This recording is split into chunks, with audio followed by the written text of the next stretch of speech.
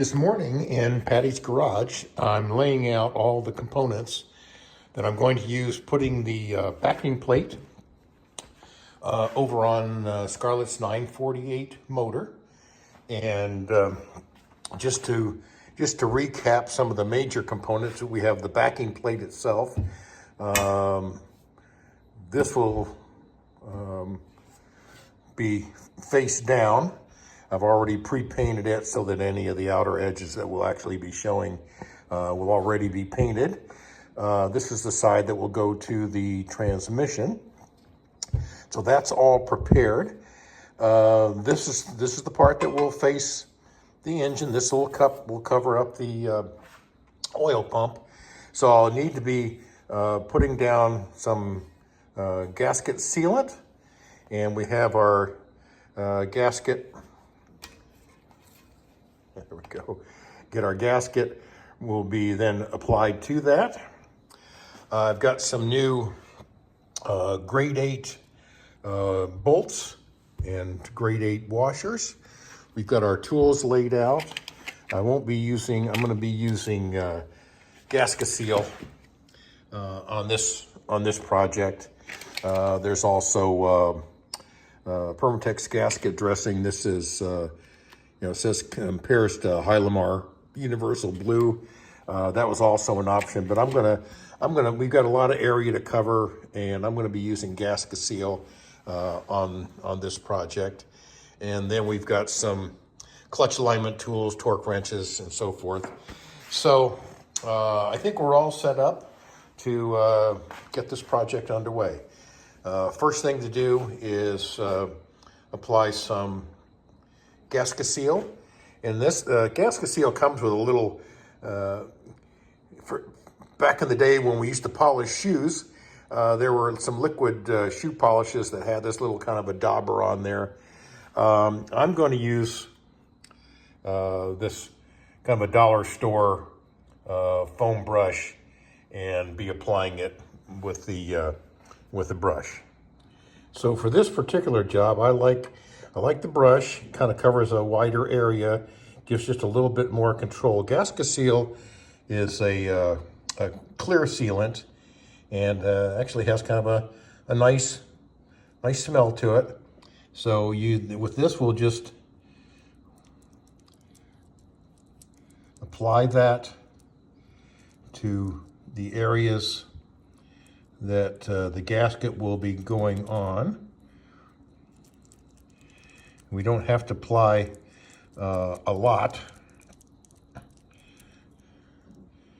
But we do want to get some nice even coverage to all of this area. What I did is I had the original gasket and I laid this over the backing plate, so that when I painted it, it just left nice and clean all of this bare metal that I'd be applying the gasket to. So this has already been pre-cleaned using some parts cleaner and wiped down before doing this. So I'm going to finish applying the gasket seal and come back when we put the gasket on.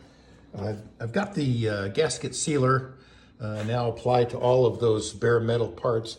One of the nice things about using that foam brush is that it retains quite a bit of gasket material, and the narrowness. Well, this one just kind of taking a shotgun approach. The little foam brush is a little more targeted and lets you can use the thin edge and just kind of daub it along all of these thin areas, and then use the wider part up in that area. So now it's just a matter of placing the gasket on the backing plate. See if we can kind of do this one-handed. And I can, this one up here is kind of the locating dowel. I'm just going to drop a couple of these bolts in the holes, just to make sure everything is is located the way it should be. It's kind of interesting to see the offset on this gasket relative to the actual cup, because we've got some bare cup in here. And I don't know if that's the reason we had to relieve some of the material on the oil pump or not. Just this little bit of offset may have been maybe unique to this particular engine. But anyway, so the gasket is glued down, and we can apply gasket dressing either here, or we can apply it to the bare metal on the block itself. In this case, I think I'm going to just continue doing everything kind of tabletop here. I'm going to tap this down. We got good seal, and apply dressing to this gasket. As I apply the gasket seal to the gasket, the clear gasket seal is much more evident. As I apply it, the gasket actually turns a darker gray or black, so we know exactly where the gasket seal has gone. With that complete, I'm just going to give that a couple of minutes to kind of get tacky. And meanwhile, I'm going to make sure that I know the correct torque specs for the grade 8 bolts when I mount this up. I did a quick check looking for torque specs on these bolts.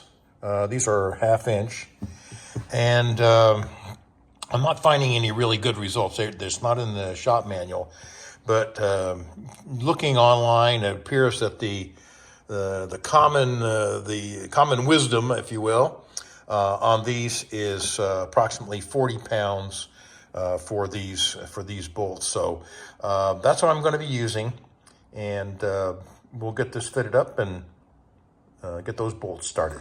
We'll see if I can do this one-handed. The gasket is all set up and ready to go, and we just need to line this up with the top pin, and hopefully everything just basically drops into place, which miracle of miracles, it did. So we've got our locating pin down here, which is nice and flush.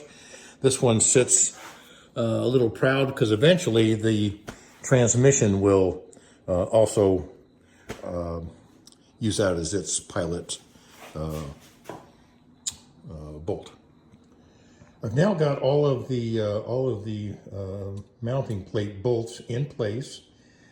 So there are 7 of them. 1, 2, 3, 4, 5, 6, 7. And these are all of the internal, more centralized. There are no bolts to any of these that go around up against this little flange area. So we've got 7 to mount up. I'm going to tighten those down by hand, and then we'll torque them to 40 foot-pounds, which appears to be the conventional wisdom.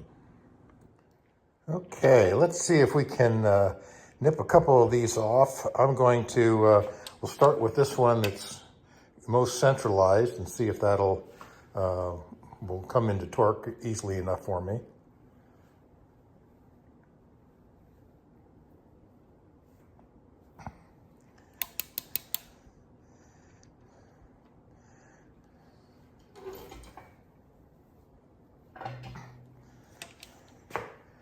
That seems pretty tough to me. Hang on a second. Let me double check. In an abundance of caution, I double checked with my digital torque gauge. I brought these all up to 30 and then finished them off with the mechanical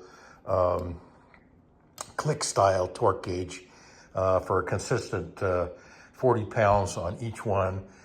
I did kind of a crosshatch pattern on these, and as they reached torque, I marked them so that I knew that that job was complete.